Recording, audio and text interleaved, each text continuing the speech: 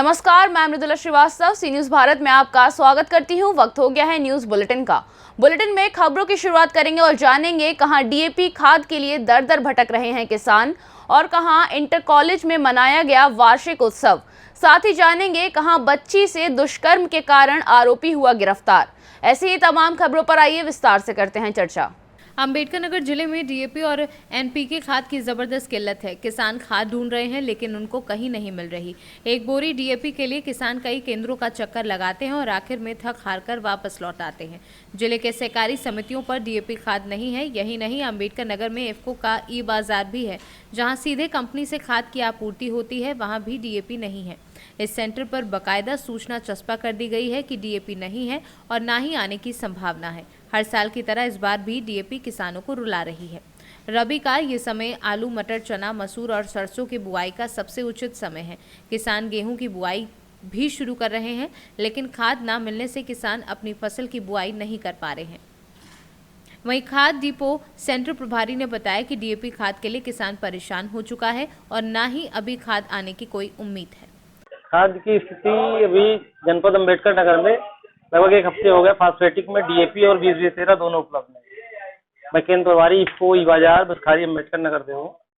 यहाँ आए दिन 100 से 150 से 200 किसान डेली वापस आ रहे हैं। डीएपी की भी कोई संभावना नहीं आने की।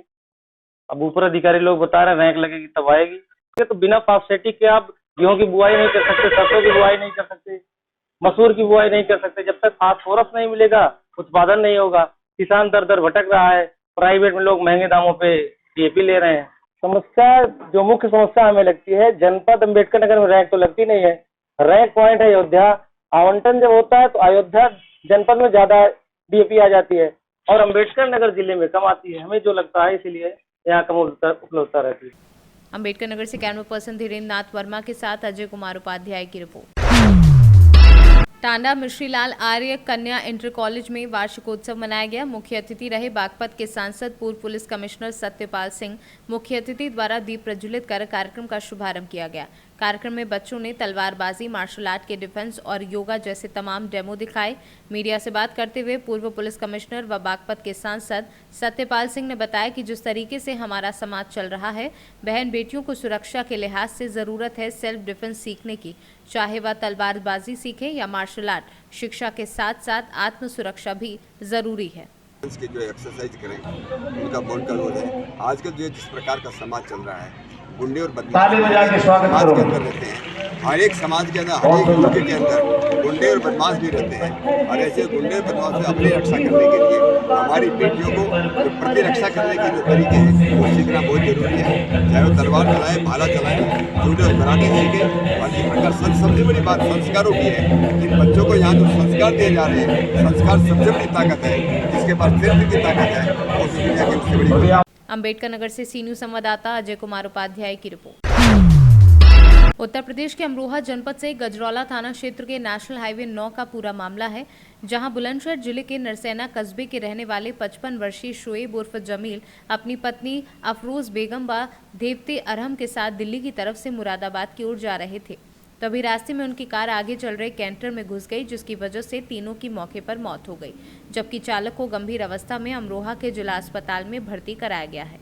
अमरोहा से कैमरा पर्सन पुरुषोत्तम कुमार के साथ गौरव श्रीमाली की रिपोर्ट।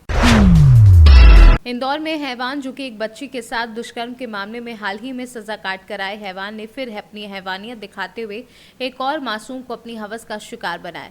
जब मासूम ने पूरी घटना परिजनों को बताई तो तुरंत ही पुलिस ने मामला दर्ज कर पुलिस ने घटनास्थल के पास लगे फुटेज खंगाले तो आरोपी बच्ची का अपहरण कर ले जाता हुआ नजर आया था, जहां तुरंत ही पुलिस ने आरोपी को गिरफ्तार कर लिया। वहीं पुलिस ने बच्ची का मेडिकल भी करवाया है।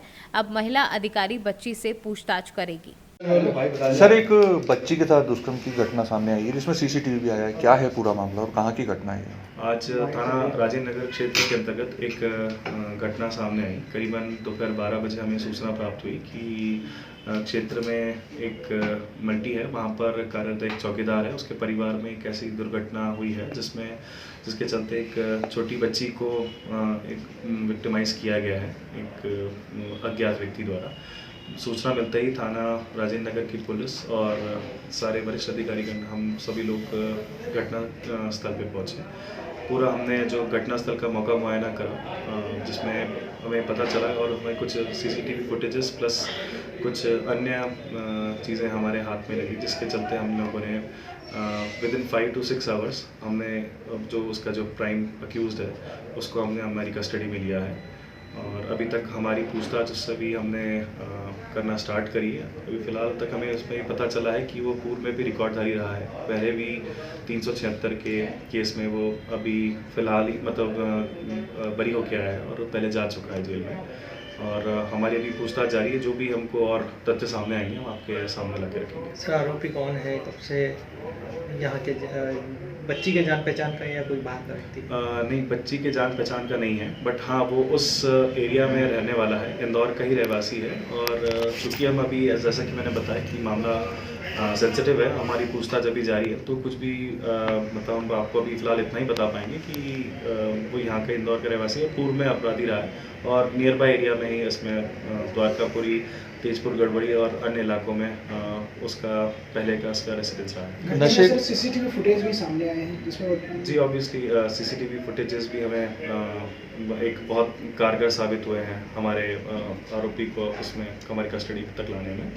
तो मैं आप लोगों के माध्यम से ही सही, पर हम लोग सभी को अर्ज ये भी करना चाहेंगे कि जितने ज़्यादा ऐसी सोसाइटीज़ हैं, आप जितने ज़्यादा CCTV footages and cameras install अगर किए जाते हैं तो वो सोसाइटी के लिए तो फ़ायदेमंद होती हैं, पर पुलिस के लिए भी बहुत लाभकारी साबित होती है। सर ये बच्ची कैसे इससे जो है बच के निकली या खुद निकल के कुछ घटना बताई बच्ची ने, किस तरह की कुछ चीज़ें? अभी जैसा कि मैंने बताया, अभी बड़ा हम पूछताछ की स्टेज में हैं। बच्ची का भी थोड़ा मेंटल कंडीशन के हिसाब से हमको देख करके हमको बात करना पड़ती है, तो she was not in a state कि वो जहाँ पर पूरी फुल तरीके से बात बता पाती, इसलिए वो अभी बताना हमारे लिए पॉसिबल नहीं है। सर सीसीटीवी में जैसे वहशी बंदी आया है सामने, मुंह दबा रहा है, ऊपर से फेंक रहा है उसको, तो क्या इंटेंशन, मतलब क्या अभी तक की जो पूछताछ में हमारे जो सामने तथ्य आया है और हमें जो ऐसा लग रहा है कि ये व्यक्ति थोड़ा साइकोपैथ किस्म का समझ में आता है। जैसा कि मैंने बताया कि पूर्व में भी एक बच्ची के साथ में दुष्कृत्य कर चुका है ये, और ये एक मानसिक रोगी कहा जाएगा इसे, कि बार बार ये इस किस्म की घटनाएं कारित करता है। तो अभी फ़िलहाल हम इतना ही कह पाएंगे। नशे का तो आदी नहीं है? नशा ये ज़रूर करता है, और एक तथ्य सामने आए हैं कि इसने कल भी नशा करा था, तो अभी इस बात से डिनाई नहीं किया जा सकता कि नशे का आदी नहीं। सर पूर्व में भी क्या ये नाबालिग के साथ में इस तरह की घटना? जी अभी तक ऐसे तथ्य आए हैं। अभी एज आई सेड कि हम पूरा अभी डिटेल इसमें हमको एग्जैक्ट पता नहीं है, बट हाँ हम पता लगा रहे हैं, बट हाँ पूर्व इसका अपराधी करते रहा है। सर ये अकेला व्यक्ति है, किसके साथ और भी लोग? अभी तक तो ये अकेले ही पता है। सर कहाँ से उसकी जैसा कि मैंने बताया कि अभी the matter is under investigation, अभी कुछ भी बताना उचित नहीं। इंदौर से सी न्यूज़ संवाददाता सुरेश बैरागी की रिपोर्ट। इंदौर के आजाद नगर थाना क्षेत्र नेमावर रोड स्थित भैरवनाथ मंदिर में युवक ने की तोड़फोड़। मौके पर रहवासियों और हिंदूवादी संगठन के कार्यकर्ताओं ने जमकर युवक की पिटाई की। आरोपी युवक मानसिक रूप से विषम बताया जा रहा है। बजरंग दल के कार्यकर्ता पहुंचे आजाद नगर थाना। फिलहाल पुलिस आरोपी शख्स से पूछताछ कर रही है। प्रारंभिक जांच में युवक की बातों से लग रहा है कि युवक मानसिक रूप से विषिप्त है। इंदौर से सी न्यूज़ संवाददाता सुरेश बैरागी की रिपोर्ट। अमरोहा नगर पालिका परिषद के अधिशासी अधिकारी डॉक्टर ब्रजेश कुमार ने बताया कि डीएम के त्रिपाठी किए हैं और अमरोहा एसडीएम अनिल कुमार के नेतृत्व में आज से नगर पालिका परिषद अमरोहा के द्वारा संचारी रोग नियंत्रण अभियान की शुरुआत की गई है, जिसके लिए अमरोहा शहर में विभिन्न स्थानों पर फॉगिंग कराई गई। डीएम अमरोहा ने जानकारी देते क्या कुछ बताया, आइए आपको सुनवाते हैं। संचारी रोगों के रोकथाम के लिए ये पूरा प्रयास किया जा रहा है। आप जानते होंगे कि इस समय वायरल फीवर और डेंगू इत्यादि के जो दुष्प्रभाव आ रहे हैं उसमें मच्छर का ज़्यादा प्रभाव रहता है। तो मच्छर को रोकने के लिए ये जो अभी आपने देखा होगा एक विशेष अभियान चलाया गया है, हर नगर पालिका में चलाया गया है, और अमरोहा में नगर पालिका में जो डॉक्टर ब्रजेश हैं इनके नेतृत्व में चलाया जा रहा है। तो ये प्रत्येक नगर पालिका नगर पंचायत में हम लोगों ने इसको एक ड्राइव के रूप में अभियान चलाने का निर्णय लिया है, और ये एक सप्ताह तक प्रतिदिन ऐसे इसको चलाया जाएगा। इसी प्रकार से ग्रामों में भी, ग्राम पंचायतों में भी हम लोग जो है छिड़काव, एंटी लार्वा छिड़काव और फॉगिंग करा रहे हैं, जिससे कि जो ये वायरल से जो बीमारी हो रही है, मच्छर से जो बीमारी हो रही है, इसको तत्काल रोकथाम किया जा सके। Thank you. ठीक है सर। अमरोहा से कैमरा पर्सन पुरुषोत्तम कुमार के साथ गौरव श्रीमाली की रिपोर्ट।